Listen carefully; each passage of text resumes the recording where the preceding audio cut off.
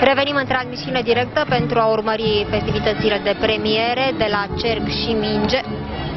Melitina Staniuta primește florile din partea Irinei Deleanu și medalia de bronz pentru locul al 3-lea.